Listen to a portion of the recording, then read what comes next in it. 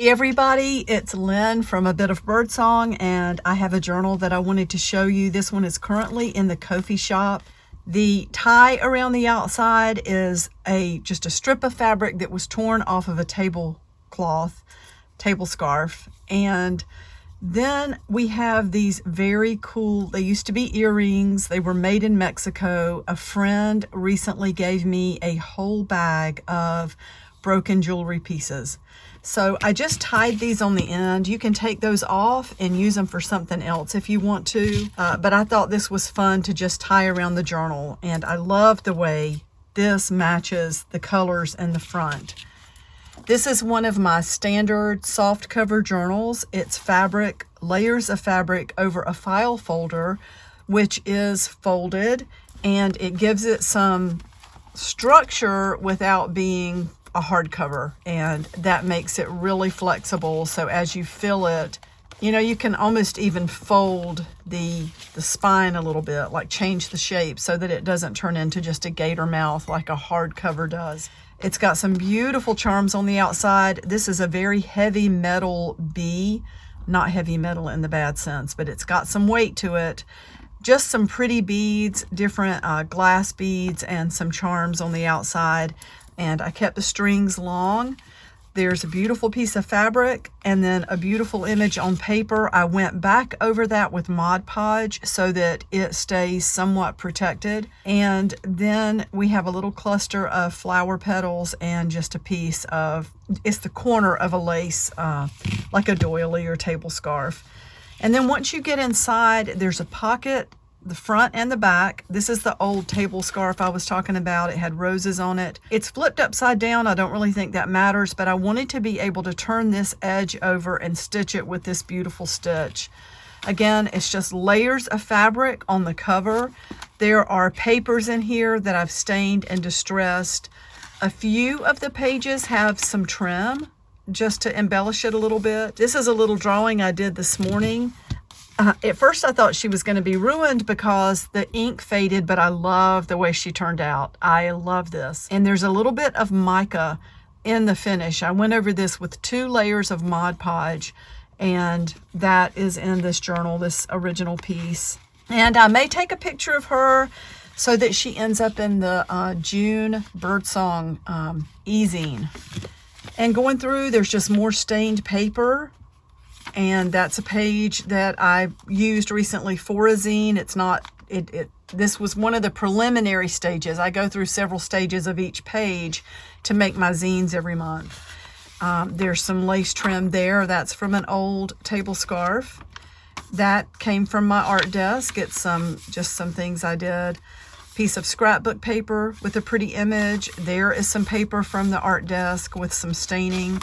So this could go in lots of directions. You could journal in this. This can be a great art journal where you just add to the pages. This is a page that I created, and then I ended up using this for I think the May e-zine that I published. So I think there are 12 pages in here that are folded.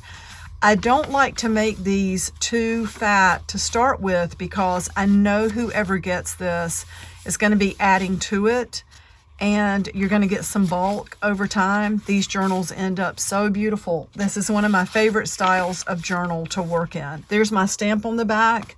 These are a little messy. They're supposed to be that way. There are some strings all around the edge. You've got the strings where I sewed my birdsong stamp on. What else was I going to tell you? Oh, you can also add flip out pages. It's so easy to find something, well, bigger than this, but just tape it to both sides of the edge and you're going to have more and more room to work in this. So I don't like to overload these with a lot of pages to start with. So anyway, this is currently in the Ko-fi shop, and I wanted to go ahead and show you the May zine. I love the way it turned out. You can get a digital copy of this. This is also in the Ko-fi shop, and they are created to be able to print front and back. So you print the cover on this side, and then the opposite side you print page 1 and 10. These are fun to design. You kind of have to think about where you're putting things. And I love that this lined up so evenly. It doesn't always turn out that way, but you know, you're going to print page 2 and 9 next.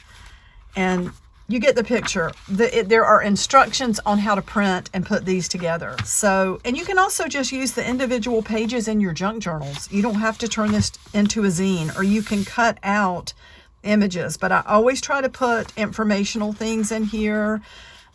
Sometimes I put quotes from around the internet.